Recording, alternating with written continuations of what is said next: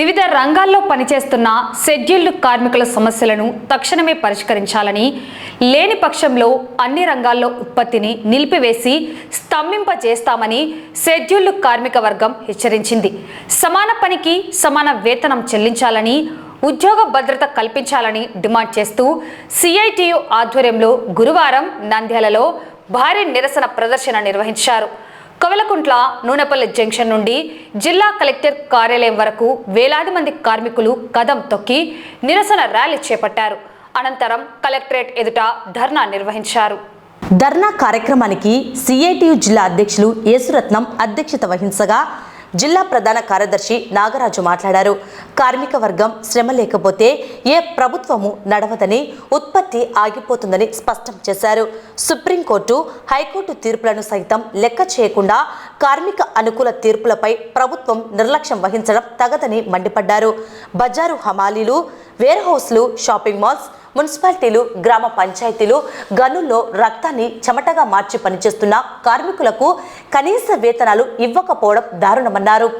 ఎమ్మెల్యేలకు అడిగిన వెంటనే లక్షల్లో వేతనాలు పెంచుతున్న ప్రభుత్వాలు ఏళ్ల తరబడి శ్రమిస్తున్న కార్మికుల కనీస వేతనం 26,000 చేయమంటే జీవోలు ఉన్నాయా అని ప్రశ్నించడం ఏ రకమైన న్యాయమని ఆగ్రహం వ్యక్తం చేశారు. కార్పొరేట్ శక్తుల సంక్షేమం కోసమే పాలకులు పనిచేస్తున్నారా అని విమర్శించారు.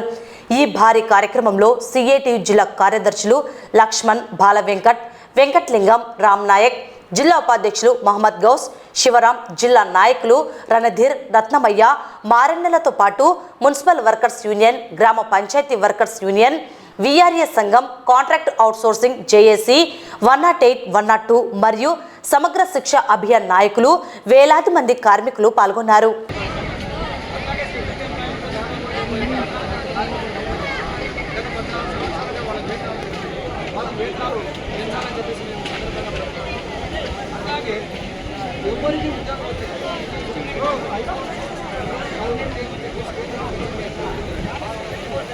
గత 12 సంవత్సరాలుగా కనీస వేతనం 26,000 రూపాయలు ఇవ్వాలని చెప్పేసి శాంతియుతంగా అనేక సందర్భాలు ప్రభుత్వ దృష్టికి తీసుకెళ్లినప్పటికీ ప్రభుత్వాలు తీవ్రమైన నిర్లక్ష్యానికి గురి చేస్తూ కార్మికుల గురించి పట్టించుకున్న పరిస్థితి లేదు. అందుకోసమే కార్మికులకు కనీస వేతనం 26,000 ఇవ్వాలని చెప్పి జూలై 30, 31 తారీఖుల్లో రాష్ట్ర వ్యాప్తంగా కలెక్టరేట్ల ముందర ఆందోళనకు సిఐటి పిలిపించింది. ఈరోజు వాస్తవంగా చూస్తే 12 సంవత్సరాల క్రితం ఏ వేతనంతో, ఏ కూలితో అయితే జీవితం గడుపుతున్నారో అదే వేతనంతో ఈరోజు పనిచేసే పరిస్థితి ఉంది. వాస్తవంగా 12 సంవత్సరాలకు మునుపు ఉన్నటువంటి నిత్యావసర సరుకుల ధరలు ఈ రోజు ధరలు చూస్తే 200%, 300% ధరలు పెరిగినాయి. ఆ ధరలకు అనుగుణంగా కూలీ, వేతనం, జీతం పెంచాల్సినటువంటి బాధ్యత ప్రభుత్వాల పైన ఉంది.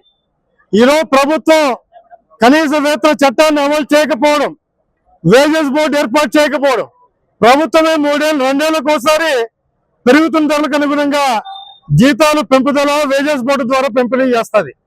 అది స్కిల్డ్ కావచ్చు, సెమీ స్కిల్డ్ కావచ్చు, అన్స్కిల్డ్ పేరు మీద ఆ కేటగిరీ వైజ్ గా అది ప్రభుత్వ శాఖ అయినా, రెగ్యులర్ అయినా, కాంట్రాక్ట్ అయినా, లేదా మున్సిపాలిటీ అయినా, గ్రామ పంచాయతీ అయినా వాటన్నిటిలో ఈ వేజెస్ బోర్డు బేస్ చేసుకొని అది పట్టణం అయితే ఎంత, గ్రామం అయితే ఎంత అనే పద్ధతుల్లో ఉంటుంది. దాని ప్రకారం 2 ఏళ్ళకి ఒకసారి పెంచాల. కానీ దుర్మార్గం ఏమంటే ఈ 12 సంవత్సరాలుగా వేజ్ బోర్డు ఇంత పెంచాలి, అంత పెంచాలని చెప్పాల. చివరిసారిగా పెంచినప్పుడు 2014లో వేజ్ బోర్డు నిర్ణయం చేసింది. ఇప్పటిదాకా 12 ఏళ్ళు అయింది వేజ్ బోర్డు నిర్ణయం చేయాలి. కాబట్టి ఈరోజు కార్మిక వర్గం చాలా తీవ్రమైనటువంటి అసంతృప్తితో, అసహనంతో జీవించే పరిస్థితి ఉంది. రాష్ట్ర కమిటీ పిలుపులో భాగంగా ఈరోజు కలెక్టర్ కార్యాలయం దగ్గర నిరసన తెలియజేస్తున్నాం. ప్రధానంగా ఈరోజు రాష్ట్ర ప్రభుత్వ కంట్రోల్లో పనిచేసేటువంటి ఉద్యోగుల యొక్క జీతాలు 10 సంవత్సరాలుగా పెరగలేదు. కాబట్టి వాళ్ళ జీతాలు పెంచాలనేటువంటి ప్రధాన డిమాండ్గా ఈరోజు ఉంది. ఈరోజు మున్సిపల్ రంగం, స్వచ్ఛ భారత్, గ్రామ పంచాయతీ మనం చూస్తాం. ఎవరైనా ఈ పని చేస్తారా? ఎవరూ చేయరు. కాబట్టి వాళ్ళకి జీతాలు పెంచాలని చెప్పేసి అందరూ చెప్తారు. కానీ ముఖ్యమంత్రి కానీ, ఆ శాఖకు సంబంధించినటువంటి పవన్ కళ్యాణ్ కానీ ఈరోజు వరకు జీతాలు పెంచారు. 8 నెలలు 9 నెలలు 15 నెలలకు ఈరోజు స్వచ్ఛ భారత్ కార్మికులకు జీతాలు పెండింగ్ ఉన్నాయి. మళ్ళీ వాళ్ళు చేసే పని ఏంటి? వాళ్ళు మీరు రోడ్ల మీద బాగా తిరగాలంటే, మీ బూట్లకు మట్టి కాకుండా తిరగాలంటే వాళ్ళు పని చేయాలి. మళ్ళీ వాళ్ళు ఏం తిరిగి పని చేయాలి ఇన్ని రోజుల జీతాలు పెండింగ్ ఉంటే?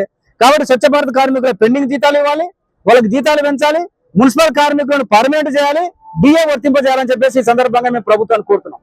అట్లాగే అనాదిగా వస్తున్నటువంటి విఆర్ఏలు, గ్రామ రెవెన్యూ సహాయకుల సంఘం అనాదిగా పనిచేస్తున్నారు. స్వాతంత్రం వచ్చే నుంచి పనిచేస్తున్నారు. ఈ రోజు వాళ్ళ జీతం ఎంతో 10 నుంచి 11,000. అంటే ఒక కుటుంబాన్ని పోషించుకునే ఈ జీతం సరిపోతుందా? వాళ్ళ భార్య బిడ్డను ఎట్లా పోషించుకోవాలి, ఎట్లా చదువులు చెప్పుకోవాలి, ఎట్లా వైద్యం చేసుకోవాలి? కాబట్టి వాళ్ళకు కూడా కనీస వేతనం 26,000 రూపాయలు ఇవ్వాలి. ఈరోజు రాష్ట్ర వ్యాప్తంగా హమాలి కార్మికులు చాలా ఇబ్బందులు పడుతున్నారు.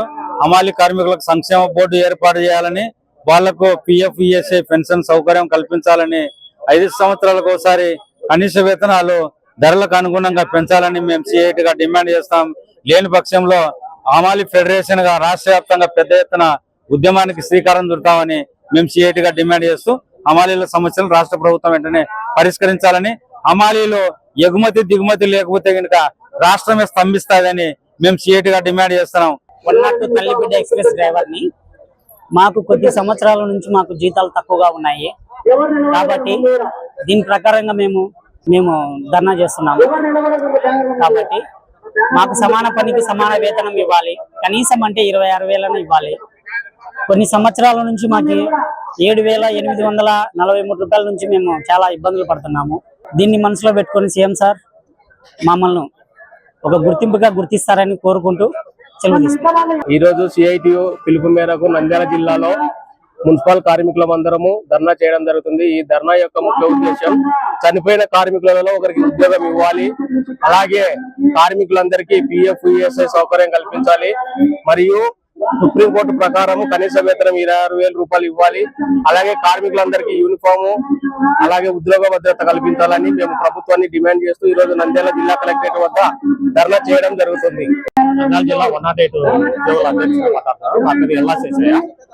మా యొక్క ప్రధాన డిమాండ్ ఏంటంటే, ఈ యొక్క నిర్వహణ 108 నిర్వహణ నేరుగా ప్రభుత్వమే నిర్వహించాలని చెప్పేసి గౌరవ సీఎం ముఖ్యమంత్రి గారిని మేము కోరుచున్నాము. అలాగే మాకు 8 గంటల పని దినము కల్పించాలని చెప్పేసి, అలాగే విధి నిర్వహణలో ఎవరైనా మృతి చెందిన ఉద్యోగులకు మంచి ఎక్స్గ్రేషియా ప్రకటించాలని చెప్పేసి మేము గౌరవ ముఖ్యమంత్రి గారిని కోరడం జరుగుతుంది.